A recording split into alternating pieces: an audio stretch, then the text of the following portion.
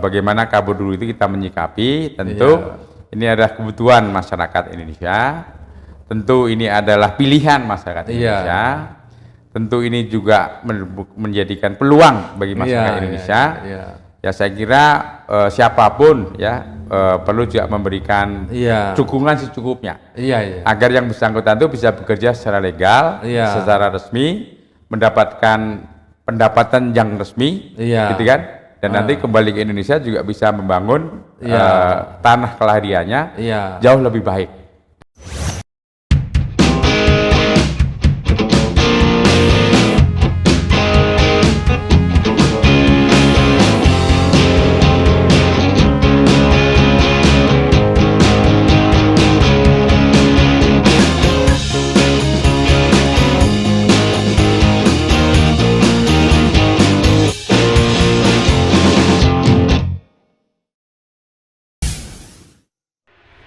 Assalamualaikum warahmatullahi wabarakatuh.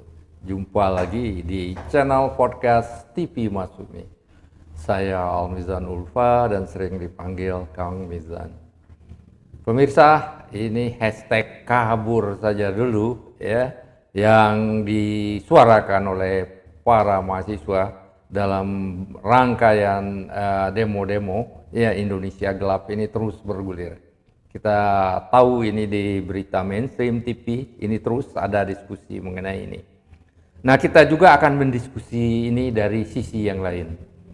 Untuk itu sudah hadir di studio TV Masumi ya Dr. Sutanto ya, ini pensiunan dari Kementerian Tenaga Kerja yang sudah melanglang buana di seluruh dunia, sudah mengunjungi 86 negara dan 148 kota di seluruh dunia. Dia tahu betul potret gimana kerja di luar negeri dan kenapa banyak orang-orang internasional, terutama orang Indonesia yang berminat kabur saja dulu ya dan kemudian nanti kembali lagi ke Indonesia. Assalamualaikum Pak Sutanto. Waalaikumsalam warahmatullahi wabarakatuh, Pak Mizan. Apa kabar? Kabar baik. Gimana kita bagi pengalaman ini mengenai kabur aja dulu ini? Iya, betul Pak Bang Mizan. Jadi sedikit pengalaman sini ya, saya ingin bagikan pada semua pemirsa bahwa kabur saja dulu ini hashtag yang luar biasa, mendapatkan perhatian luas dari masyarakat. Oke. Saya memaknai bahwa kebutuhan setiap insan ya di dunia manapun adalah bagaimana agar kebutuhan hidupnya terpenuhi. Betul. Seperti itu. Manusiawi. Gitu ya. Jadi ketika ada harapan yang belum tercapai, tentu dia akan mencari haluan lain. Betul. Nah, saya katakan kabur dulu ini mencari haluan lain tadi. Iya. Nah, memang haluan lain ini kalau kita bicara ke luar negeri banyak sekali ya. Sekarang itu yang garis ASEAN saja sudah memberikan kemudahan di mana sejajar dengan kompetensi yang dimiliki oleh masyarakat kita, oleh bangsa Indonesia, itu bisa disamakan dengan kualifikasi yang ada di ASEAN misalnya. Oke. Ya, jadi kita ada yang namanya MRA ya, yang saya MRA. tahu itu Mutual Recognition Arrangement, pengaturan mengenai kompetensi. Ini yang bisa, ini yang belum, dan lain sebagainya. Tetapi tahapan itu akan terus menuju kepada bisa, gitu ya. Oke. Dan bahkan secara terbuka juga di beberapa negara ya, termasuk di Eropa dan di Australia sudah terbuka juga kesempatan kerja itu. Ya. Nah, ini saya ikuti di awal tahun 2000-an. Itu memang pergerakan ini sudah sangat tinggi. Jadi masyarakat itu antusias untuk mendapatkan penghasilan dan atau pekerjaan di luar negeri. Nah, apa yang menjadi alasan mereka? Karena memang utamanya keterbatasan kesempatan kerja kita. Betul. Di dalam negeri ini kan sangat bukan saja sulit, tapi juga karena jumlah pekerjaan yang ada terbatas, sementara angkatan kerja kita tinggi ya, dari tahun ke tahun, sehingga ini memang perlu ada jalan keluar buat masyarakat. Betul. Jadi hashtag kabur saja dulu itu sebenarnya jalan keluar tadi ya, atau haluan yang saya katakan. Harus dibantu sebenarnya. Harus daripada nganggur dalam negeri. Daripada nganggur di dalam negeri. Dan satu kesempatan memang iming-imingnya ini jauh lebih tinggi, Pak. Iya. Jadi kalau di ASEAN ya, di Asia gitu, itu angka itu bisa mendekati 30 sampai 40 juta per bulan ya. Per bulan. Ya, kalau di Eropa lain lagi lah ya. Iya. Termasuk kalau di Australia. Nah, ini yang juga iming-iming yang nyata dan itu menjadi trigger ya, menjadi pemantik ya. Menjadi petunjuk lah kira-kira begitu orang-orang untuk bekerja di luar negeri. Pendorongnya. Ya. Jadi saya katakan hashtag ini nggak salah, berjuang itu baik-baik saja, ya, dan berkompetisi di luar negeri juga baik-baik saja. Betul. Ya, perlu persiapan yang matang itu baik-baik juga. Iya. Yang penting saya menyampaikan tidak ilegal. Iya. Karena kalau ilegal itu sulit sekali ya. Iya, sekarang istilahnya undocumented worker. Kalau undocumented itu bahaya. Gitu iya. Di Amerika ribuan orang sekarang yang diusir oleh Trump. Betul. Ya. Terutama dari Meksiko, dari Kolombia, ya. Jadi wajar saya kira kalau masyarakat kita perlu pendapatan yang lebih tinggi untuk mencukupi kebutuhan hidupnya. Betul. Sekarang kita lihatlah misalnya kebutuhan hidup layak di Jakarta. Iya. Yang udah mendekati 6 juta lah sekarang misalnya. Iya, 5 sampai 6 juta. Iya. Nah, ini kan penyedia kesempatan kerja itu juga jumlahnya sangat terbatas. Sangat terbatas. Ya. Jadi jumlahnya sangat kecil sehingga mau tidak mau juga menjadi kabur aja dulu. Dan kelihatannya mahasiswa kita itu ya melihat ya gerakan dari pemerintahan Prabowo Gibran ini, prospek untuk mendapatkan pekerjaannya itu nggak begitu jelas. Ya, jadi lebih baik kabur aja dulu. Ya. Dan juga kemudahan di luar negeri itu sudah jauh lebih baik sekarang. Iya. Misalnya yang utama itu memang ada hubungan keluarga. Ya. Misalnya karena istri, karena suami dan sebagainya begitu ya di luar negeri sehingga dia bisa bekerja di luar negeri. Dan itu cukup banyak lah. Cukup banyak dari Indonesia. Yang dan ada yang beberapa jadi tentara Amerika. Oh iya, itu juga peluang-peluang yang. Dan saya kemarin ngelihat ada salah satu putri cewek dari tamatan dari Fakultas Hukum Universitas Sumatera Utara. Itu sekarang berhasil mendapat pangkat Letnan Kolonel. Luar biasa ya. Namanya kalau nggak salah Rosi. Ini mencapai pangkat Letnan Kolonel di Amerika Serikat itu prestasi yang sangat bagus. Bagus. Iya. Jadi bagi mereka yang mendapatkan kesempatan kerja di luar negeri itu bangga ya, bukan bangga sekedar untuk diri sendiri, tapi juga bangga untuk keluarga. Iya, betul. Ini juga menjadi pilihan gitu ya. Iya. Karena pekerjaan itu kan hak, ya. Betul. Bahwa seseorang mau bekerja di dalam negeri, di luar negeri itu hak dia. Iya, betul. Sepanjang kewajiban dia terhadap negara telah dia selesaikan. Iya, jangan dilarang-larang. Ya, kaburnya itu mau kabur jangan. Malah didukung. Itu malah. Permudah untuk mendapatkan paspor. Harusnya pemerintah memberikan kemudahan. Beri bantuan untuk mendapatkan visa. Untuk visanya. Dan untuk job order namanya ya. Iya.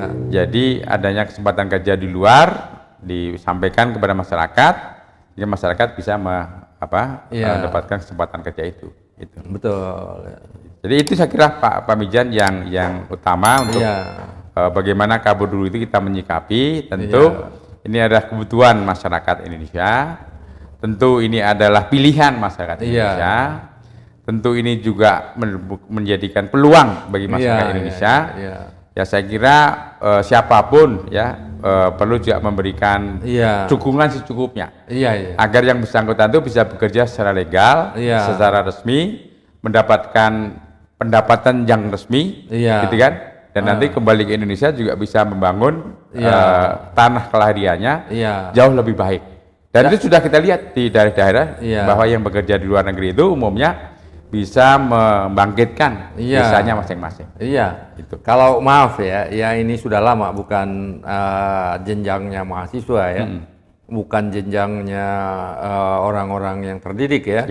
Masyarakat kita yang kerja kasar ya, pembantu rumah tangga, supir dan lain, itu nilai ininya apa itu namanya, mata uang apa, uangnya apa itu istilahnya, repatriasi apa itu, pengiriman uang, expatriate. Ya, apa uang-uang yang dikirim ke Indonesia itu sebagai visa itu jumlahnya banyak sekali ya. Itu termasuk salah satu membantu stabilitas rupiah. Jadi di Hong Kong di apa itu namanya, di Jepang, di Korea, Malaysia, Singapura, satu lagi itu di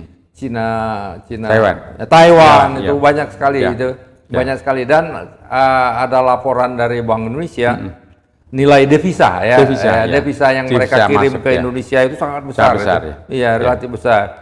Dan kalau kita lihat di banyak di desa-desa di sekitar Jawa Barat ini yang berhasil itu mereka berhasil membangun rumah, membangun apa itu.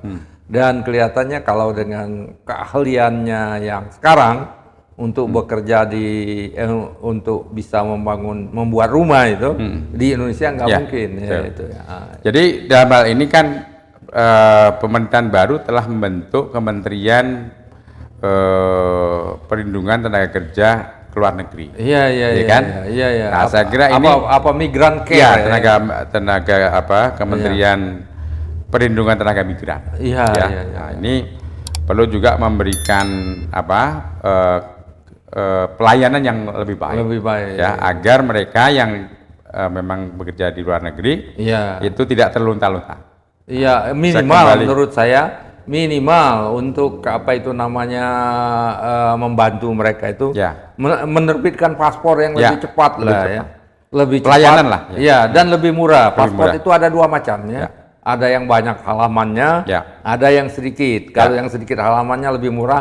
Seharusnya yang sementara ini diterbitkan yang halamannya sedikit, yang lebih murah itu. Kalau perlu gratis lah. Nah, kalau perlu tenaga pemerintah sedang memberikan kesempatan peluang. Iya, nggak seberapa lah itu Kalau bagi mereka bayar 200.000 mungkin bisa.